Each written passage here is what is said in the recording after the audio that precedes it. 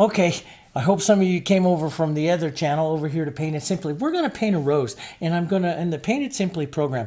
Now, the Paint It Simply program is a program that I designed almost 20 years ago. And what it was I took 6 core working colors, and which are these right out here. It is a Hansa Yellow, a Naphthol Red Light, a Phthalo Blue, a Red Violet, black, and white. And with those 6 colors, and we call it the 6 color set, I painted over probably close to 600 or so lessons now in there, how you can use this very limited palette to paint all these different things. And I have mixing charts for this if you want to make a variety of greens. For example, here, you know, a lot of people think that, okay, blue and yellow. Well, Phthalo Blue is a very powerful blue, so it takes just a little bit.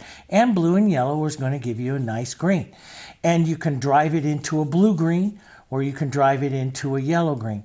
Another green, an older green, is the olive green that is made from black and white, or black and yellow, excuse me, black and white. Black and yellow. These are the olive greens here. And they're very old greens. And if you want to take this and warm it and tone it, you can cool it with a little bit of the red violet, which is a cool color. Okay, so you can gray it and cool it down here with this red violet, or you can gray it and warm it over here with a Naphthol Red Light. There's a bunch of different ways to do it. And so what I tried to teach for so many years was limiting down your choices, and it teaches you color theory at the same time as it teaches you limited palette painting.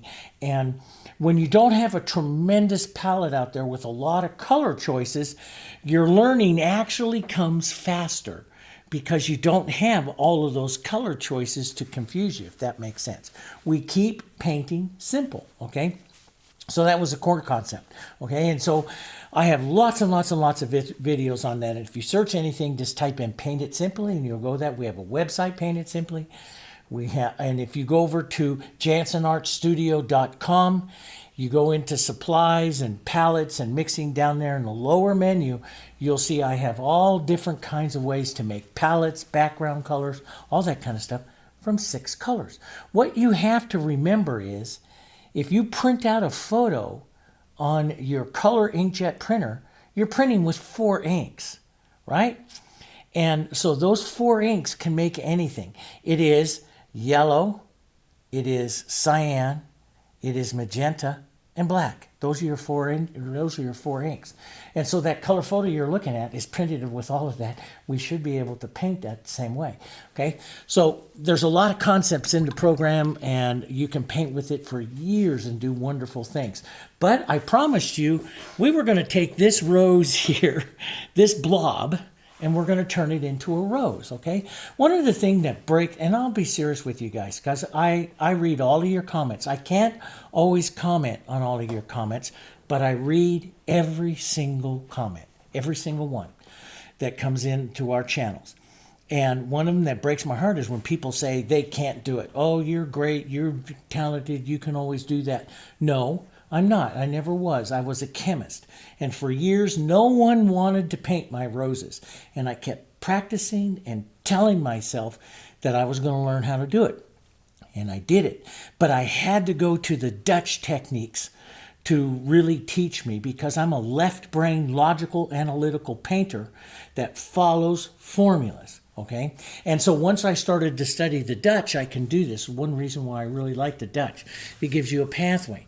But what happens to a lot of beginners is this, and I say a rose is 3 circles. Here's the first circle. The second circle is this, okay, which is the bowl and stuff, and then the inner circle is this, the inside circle here. So a rose is 3 circles. Those you see me paint this all the time with the beginning rose, you see that. And a lot of people say, I screwed it up. This is what I did. I did it all wrong. I can't paint. No, that's not true. You've just joined the ranks of 99% of everyone else that paints something. We get it too light and too dark and not softened out. And then the problem with a lot of people say is acrylics dry too fast. I can't blend it. Blending is one technique. It's only one of about 60 that I use to paint, okay? Blending is one. As a matter of fact, I hardly ever blend anymore. So I don't need my acrylics to stay wet. But how do I do this, okay? You do this through a process of what is called half-toning. And this is a technique that is hundreds of years old, actually. And so when you look at our chart, let's come down here, and I printed this out. These charts we made for you, they're for free. And if you go over to the JanssenArtStudio.com, I'll put a link in this video right to it. And you go over JanssenArtStudio.com, go to supplies, you'll see value scale charts. I have them for yellows, reds, blues, blacks.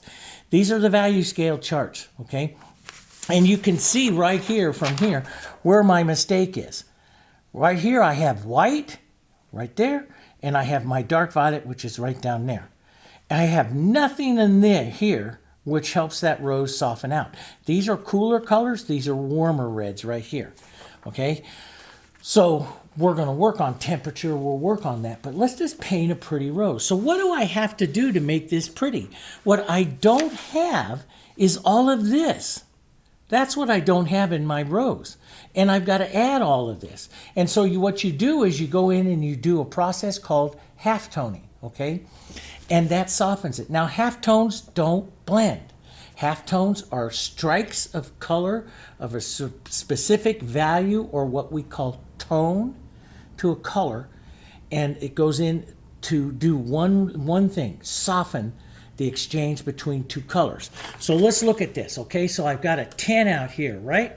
And I've got this down here. So let's just say I'm right in here and I'm right in here. I've got to come about halfway in between there, so value 6. So what I'm looking for right now, my first color that I want to strike, so here's my white, here's my violet out here, right? I'm going to come right in here, right in this area here, and look for a value 6. And so you put this on here and you go, oh, no. Boy, I hit that pretty close right away. I hit that pretty close right away. It happens. Now, one of the things that you got to remember is this is going to start to dry down, and you can see it starting to happen. As it dries down, it's going to go a little darker, and it's actually going to slide down to here. So when you make a tone, you want to make a tone just a little bit lighter, about 10% lighter than what you see. And if I want a real pretty rose, I don't want it all be cool, maybe I'll add just a touch, a whisper of this warmer. See how it's going to warm up the pink? The pink will get a little bit prettier as it gets warmer. Does that make sense? So what I really want to make is, because it's going to dry down, is I want to make a value 7 right there, okay? So that's the color that I look for. That's the halfway. So I'm right here, I'm halfway. And what I want to do is come right in here and put that halftone right in here to soften all those edges of the rose here. I'll leave that center dark, and I'll soften out some of the others. I'll leave some of this other tone right in here, some of that other dark, and I may have taken out just a touch too much of that dark here. So let me just add a bit of that back in there, okay? So now what I've done is I've added, and you can see immediately it starts to soften out the rose. It's nowhere near perfect, but it's starting to get softer. Now, let's soften the outside edges of the rose. So when I hold this up here, my background is probably around a 6 to a 7, okay? So you hold it up here. When does that pink start to diminish on that background? Let me fold this over for a second so we can see that. And it's right about a 6 to a 7. It's not down there as a 4 or 5. Right up here, 6 to a 7 is my background. So I got to make a dirty white. You can make it gray. You can do anything. If I work with pinks, then I tend to go greens, which is the complement to the pinks. So if I take a green and white, and then I add my pinks to this right into here, I'm going to get this gray color, see? Brownish gray. And then I will lighten this up to about a 6, what I'm looking for, right about a 6. It's a little dark, but that's okay. Make it a little bit lighter. Now what I'm going to do is just soften the edges of my rose out here. And that's going to soften the white out here and take away some of that white. What it's doing is pushing the rose back just a bit. Now we'll let that dry for just a minute here. Now one of the things that you'll notice now here on this pink up here is already dry. And one of the things we developed the heritage for, which is different from a lot of other acrylics. Every acrylic, guys, that you use out there is different, okay? We manufacture, I was a chemist for 4 different paint companies in my career. I made formulas for them. And all of them would come to me and say, okay, you know, we want this to perform this way. Some of them were performed to dry fast and hard, and they wanted to have flexibility to them, but fast and hard. And so those particular ones, which you usually find in crafting acrylics, they dry fast and hard so you can move on and put one thing on top of another really quickly. Those don't do these types of techniques. What Heritage designed is to stay soft for several hours. So you can do this. Let me show you. I could take just my finger and a little bit of water right here, and I can push it right there and blend those two together. Blend those edges together right there. If I wanted to blend, because that's what the acrylic is designed to do. So if I don't want to do that, because I want to show you guys how to fix this, okay, with just halftones. But a Heritage, like say if I wanted to soften that edge right there, I could take, and this is why you see me paint with my hands all the time, I could take this and just push with just a little bit of water and blend that even into the white that I did about an hour ago, and make that softer edge and push that off and soften that out, see? And I can push it right here between this red and the pink that I did here. You can see the reds soften out and push to soften out and make another halftone in there. That's what this acrylic is designed to do. So even if a halftone starts to give you a little problem, you can take a finger and a little water and push, and you can soften it out. But I don't want to show that to you guys, okay? What I want to do is show you how to do it all pure acrylic. So we'll go back and put that back in there. Pure acrylic here without doing too much or any of this, you know, kind of blending. We're going to paint tones, okay? So I have a 10 out here. I've softened out my outside ring of my rose here just a bit. And I can take this, and what I love to do is I'll take this brown and this pink, and let's just soften the outside edges. You want your rose to soften into its background. So see, it's not so white. So originally the outside of my rose was this color, see? And it jumps out. Now it's this color. And what I'm saying for you to do is make up a halftone. This is what we call halftone painting. And come with a tone that's right between those two, see? Right between those two. And then what I would do if I wanted to soften out the exchange between let's just take a little green, a little blue, and it doesn't have to be exactly the right color. If I want to soften this out again, one more time between the background and that white, then I will create a tone here. Let's leave it a little grayer. I create a tone here right between those two, which would be somewhere around here. And that's a little cooler. You can hardly see that on there. And that's good. I could come just a touch lighter. Just hit that once more. And you can see that that softens out across there. Does that make sense? And so if I wanted the back edge of this rose to recede, I could do this. I can push some of that color right in there. And what I'm doing is basically taking the back edge of that rose towards its background. Does that make sense? So I'm heading a little closer. We were about a 6 or so, and now I just darkened it another value or so and pushed it back just a touch more. Does that make sense? And I look for that. Everything we do with the halftone technique is identify the tone. If something looks wrong, identify the one tone, identify the other tone, and make the one halfway in between. Okay? So right here between my original one and that white is just a little bit harsh right there, so I can make one right in between. Headed a little bit lighter right here, and drop that one in there and maybe 1 or 2 strokes, and now it's smoother across there. And this is, I love to leave these kinds of marks, but if you want that soft, just run your finger over it a couple of times, and now it looks blended across there. Do you see that? Okay. And so you can go all the way to white up here. So I'm going to want to have some white on my rose, but I want my whites to go like this, just like I want my pinks to go down into there, like that. Does that make sense? So I have to make tones that are in between. So let's soften out the bowl of our rose here. So I have this lighter pink right here, and I have this one right here. What I need is a halftone.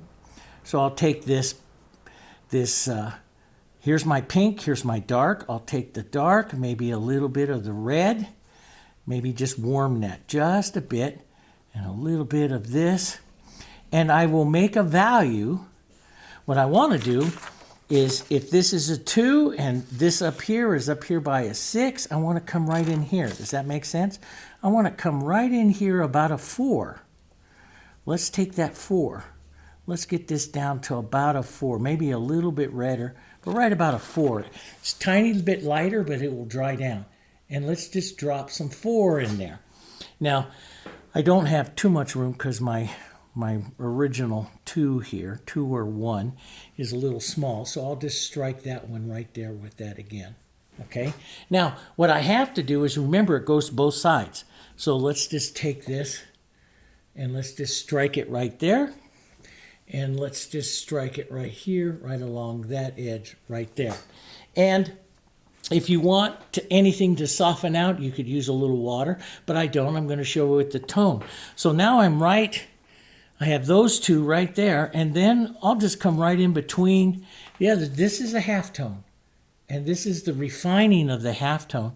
And I'll head and I'll watch my tones, and I'll slowly come down, and now I'm setting that shadow into the rose here, just like that, see?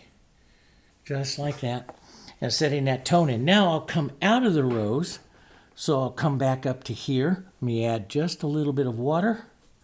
Okay, so I'll come back up to here. Let's get just a little lighter, warmer. Let's set that tone in right there. Boom, right up in there.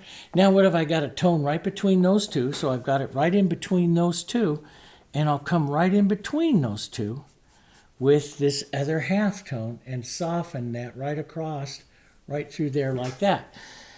And this is where I like to leave really pretty, the color markings, the markings. Sometimes I'll touch it with my finger just to take out a little bit of texture or so I get a smoother transition of my tones. And sometimes I just leave it. But you can see here, now I have the shadow, and which is down here about a 2, and then I go to a 4, and then I go to a 6. And eventually what I want to do, let me rinse this just for a second, because I'm painting acrylic, my colors are going to dry. I want to keep my brush fairly clean. Let me just say, the front of this rose, I want it to be a 10. So I'm going to go ahead and strike that 10 right here. Boom. That's where I want that 10 to be. And then what have I got? I've got a difference between here and here, which is the difference between there and there. And I slide these together to create a softer halftone. And I stroke that on right in there. Boom, right there. And then I slide down this way, maybe a little water, just to keep this working. I just slide down, going down my scale, touching that. And let's even touch into a little bit of my dark, a little bit of water, as I restate some of my shadows right back through there, see? And now I have, as you see right up through here, you see those progressions of values right in there that build that rose. Does that make sense? So here's my lights coming right into here. And this area right here, because it's that area of the rose is right in here, I have, if I want to set another petal here, and this is why I always wipe my brush. I had a little bit too much pink in it. So I'll set this light. If I want to come in here and create another petal, I'm able to touch a little bit of white and create a petal. And how do I soften that rose right in there? Then I have that light and I have that shadow down there, and I create a halftone right in between, put that in my brush and just lightly touch it. and soften it. And if I feel like I have, and what usually happens, you get too much white, don't forget to get down here. Get down here, maybe a little bit of water with this. Get down in here and resuggest some of that shadow so you don't lose that shadow that's there. Does that make sense? And now you can see how you can build petals and stuff along there and keeping that all in shape there. Now that's going to happen here as well. We'll take a little bit of that halftone right in here. Okay, let's reset that dark right into the center again. So many times, many times, see, I just tapped that along in there. And now my center is not a solid hole anymore. It's coming out. I love to tap my brush so that I create movement, marks, as opposed to a big long stroke, right? So now let's take a little bit of water. Let's move back up our scale, right up in here in the center. Let's take a little warmth, a little different color, but we want to get up here towards our 7s or so, here towards the back edges of this rose. Put in some of that nice, pretty warm color. And if I took out too much of it, I'd slide back down over here, touch in a little darker color, and just soften that against the edge there. And all of a sudden I have that real pretty edge. And then I can go up a little lighter. I don't like to go to pure white. I like to maybe a value 8 or so. Let's just put in some little marks right here that can be identified as little petals here. Something like that. Boom. Little rose right like that. See? And so I have the light against the dark and then soften. Now, if I want to soften out a little bit more, let's say let's say this is bothering me, that exchange right there. It's a little bit too much. That's all up to you. Maybe I take and I have to constantly remix because my colors are, they're drying really fast because I'm painting acrylic. But I can just soften that with a little halftone that's right between those two. Does that make sense? And I can drive your eye back down to the center. And if I put a even darker little corner on my brush right down in here and wiggle it out a little bit, I can create that center on that rose really nice. See? So I've softened all of this with movement. But see, all of this brush movement is what makes your rose really pretty. Now I can blend that out. Let me just show you. I can take a damp brush, because this is heritage.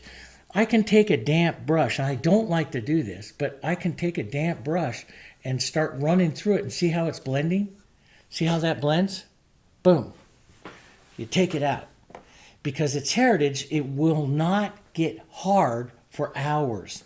So you can do that if you want. Now, I don't want to do that too much because I like the brush movement that comes with pretty roses and stuff like that. So I like some pretty color. So sometimes with the roses, I'll reset my colors like this several times.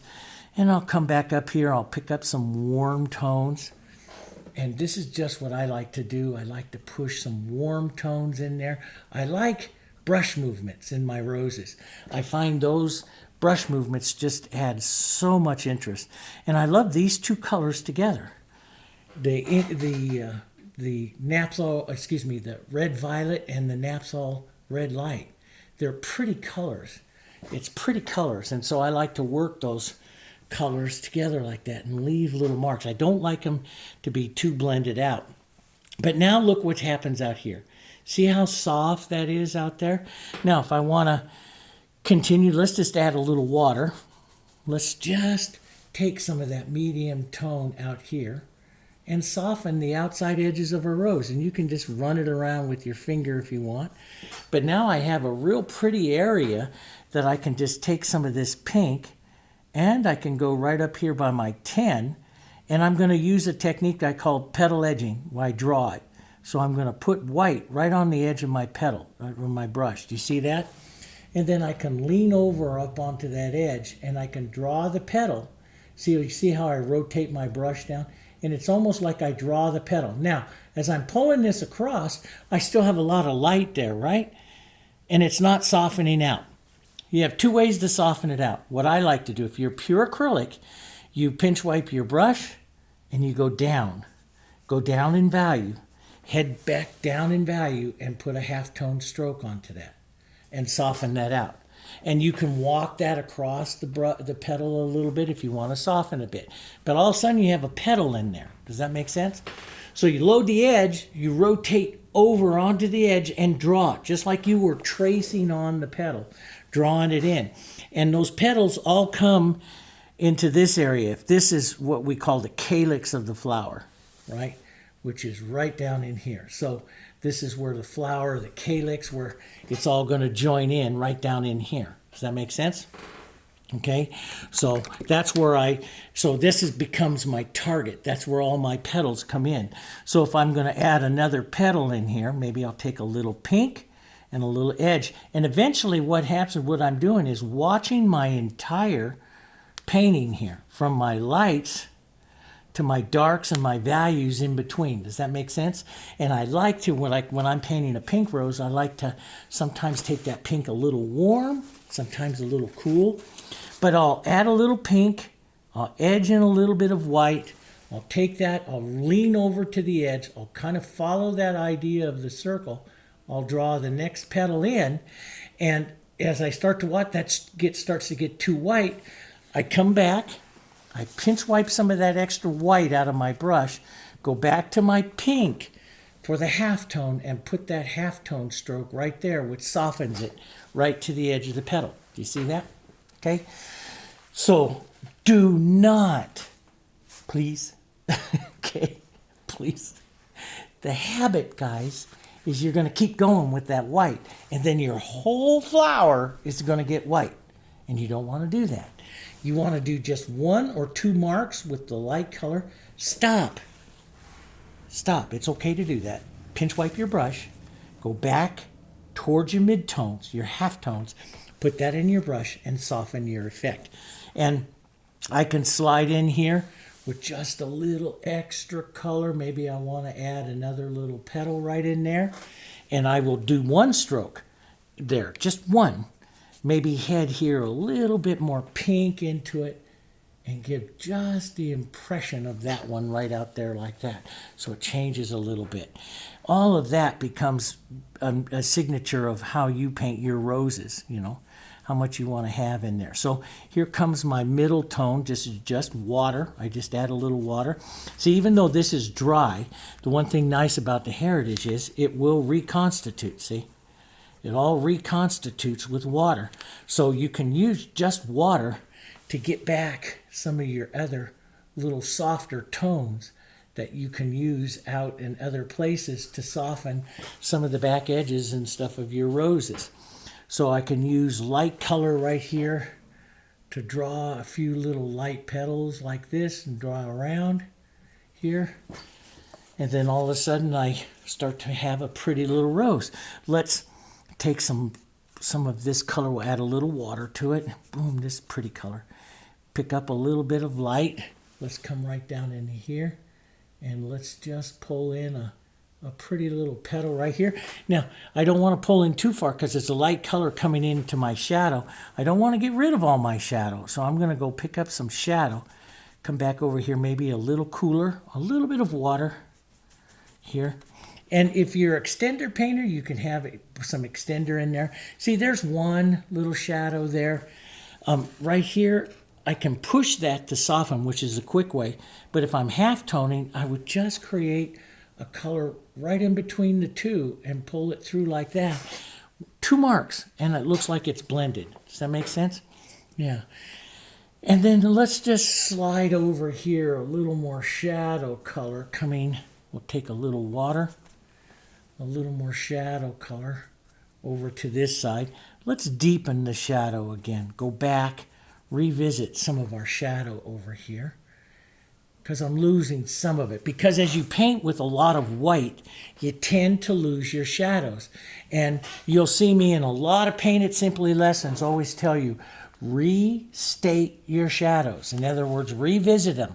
Do them again because white goes into them and they start to lighten up in value and then you lose your contrast, okay?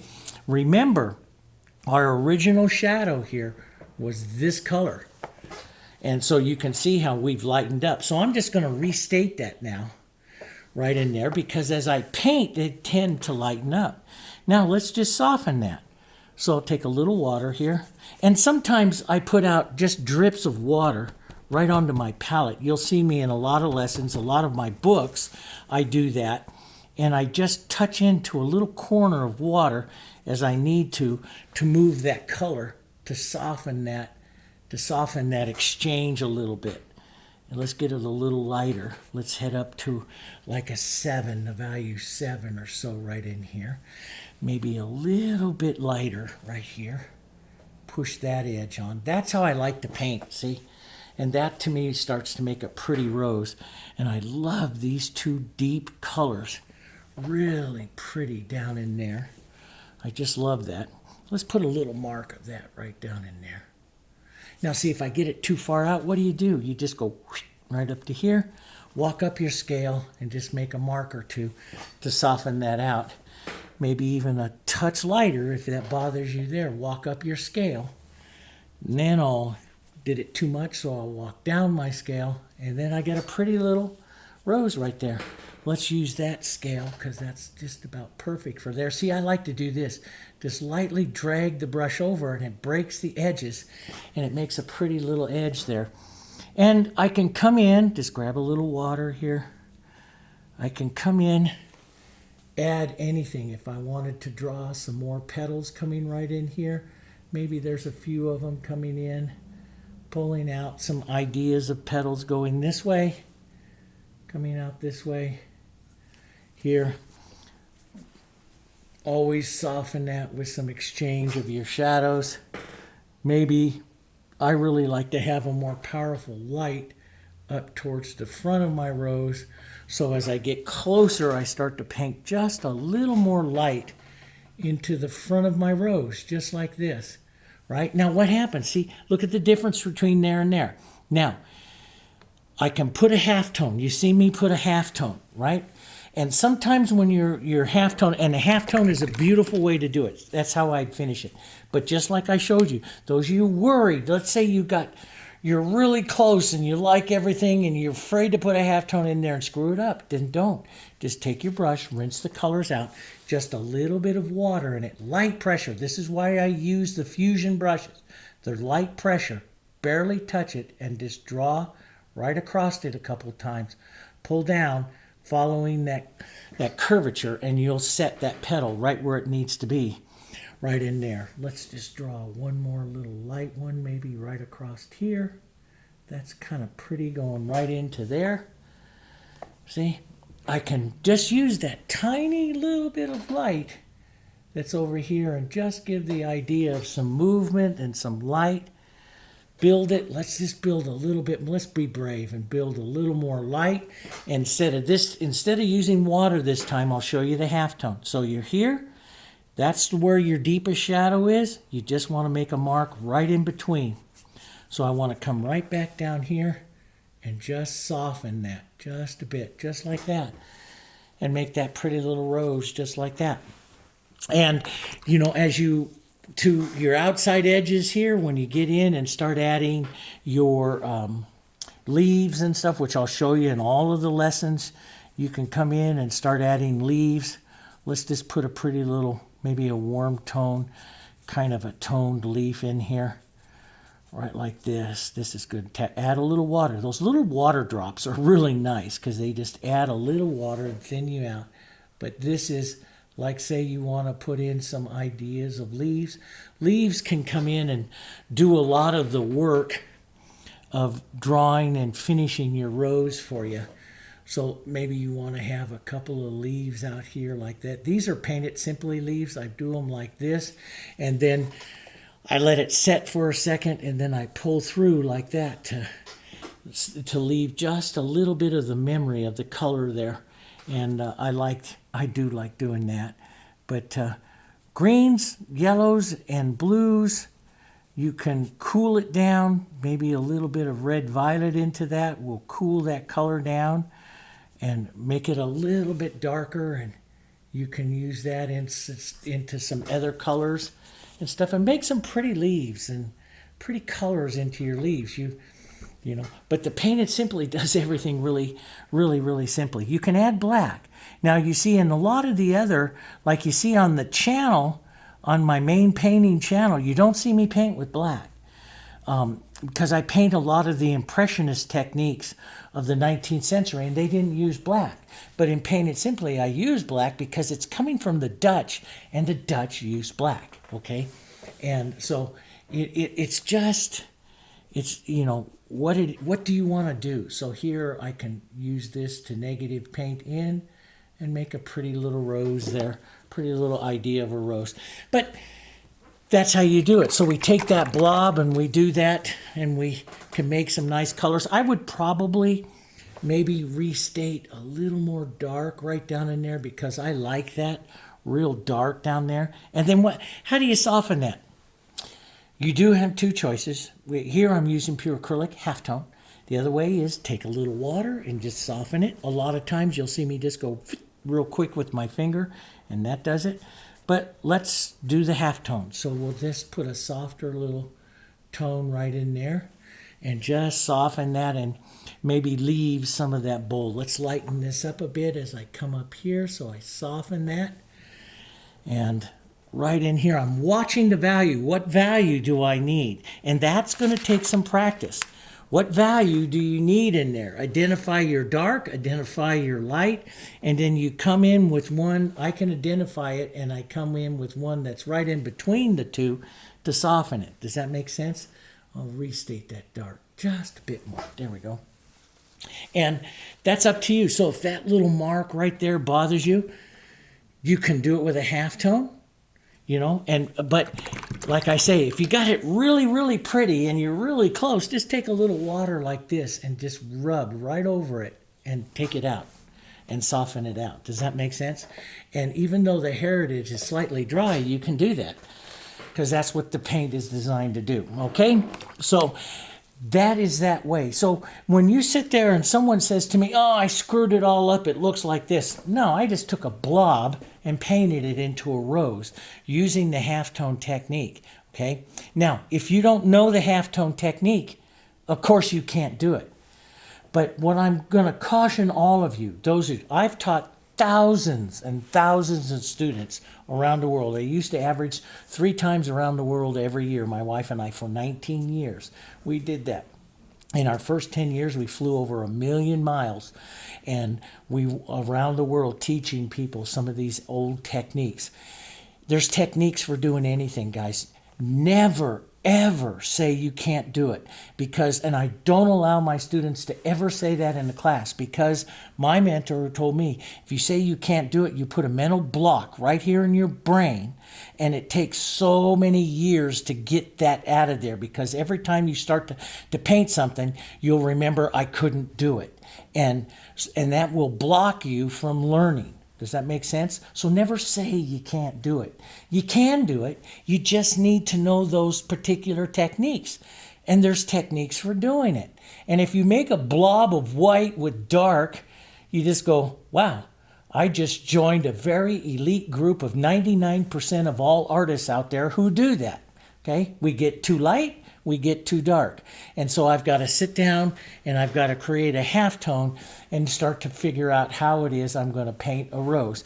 And I painted all of this with acrylic. Okay? No mediums, no nothing. These are halftones, and it's a specialized acrylic that doesn't dry immediately, so you can manipulate it. I can come in here and manipulate that edge. If I wanted to come in here and soften that edge, now this is completely dry here, see? But I can take, well, kind of, you should probably clean your finger here first. That's the one thing I always tell everybody. Before you touch your painting, make sure you give it a nice clean finger so that you can take a little water, see? And I can blur that edge. I can blur those two together right there and blend those right together there if I wanted to do that, see? I can do that because the acrylics dry, even though they're dry, they stay soft for several hours. And so you could use water and use your solvents and do that. But I would leave the edge up here. This is called a lost edge. This is called a found edge. And that helps that part of the rose come forward. But that's another technique for another day, okay? Thank you very much for joining me. I'm going to be doing a lot of this on the Paint It Simply channel, and we're going to do it with landscapes, adding visual depth, and all of that kind of stuff. So if you want to learn, and if you want to learn some of these techniques right along with me, this is the channel that I'm going to go in depth in the learning right here on the Paint It Simply channel. And then over on the other channel, I'm going to continue the way I'm going, but I'm also going to go up into some up onto my main David Jansen, the Jansen Art Education. We're going to do a lot of the master's works and show you some of the things that you can do with beautiful acrylics, okay? Thanks very much for joining me. And again, like always, make sure if you have any questions, write them down there. I will read them. I can't always get to them to answer all of them, but I read every single one, guys. I sit down every morning, cup of coffee, and I read your comments. Some of them I really laugh at. Some of them make me sad when I hear people say they can't do it, and that's not what I want you to believe. Anybody can do it. Anybody can do this, guys. It's teachable. It really is, okay? You can learn how to do it. But you just got to follow the channel. So make sure you subscribe. Make sure you pick that little bell so that you get notified when I have a new video out.